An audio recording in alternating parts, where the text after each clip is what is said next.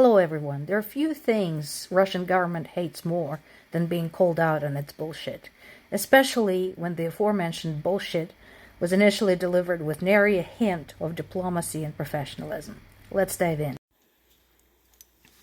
Russia's defense minister Shoigu spent a couple of days calling pretty much everybody, everywhere, whining that Ukraine was gonna release a dirty bomb somewhere in Russia. So much so that by the time he got around calling the Prime Minister of Estonia, the Prime Minister refused to take the phone call, having been previously contacted by all of the other heads of state, warning that they have been bothered by a drunk Shoigu spitting nonsense.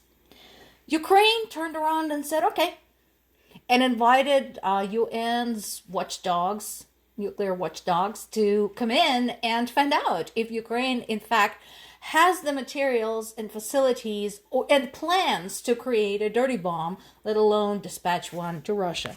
So that fell to pieces pretty quick.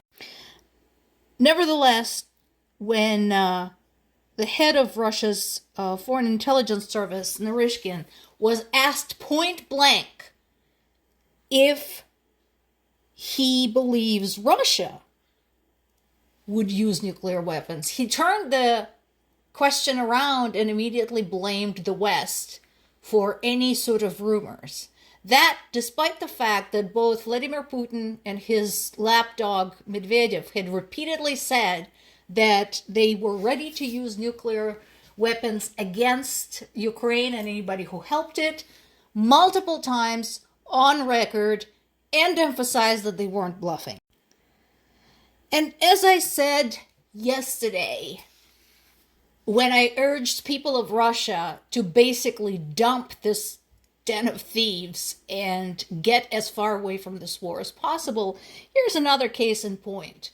The military leadership had gotten even further away from its own troops, leaving barely trained troops to defend the city of Kherson against Ukraine's counteroffensive. It is very likely that most of those soldiers are going to be either killed or taken as POWs. Told you they didn't care about you? Here you go. Meanwhile, in addition to traditional infrastructure, Ukraine's green power sources are also getting wiped out. As a slap in the face, the Red Cross is spending its time, instead of defending Ukrainian civilians, collecting money to support Russian soldiers. Thank you for watching.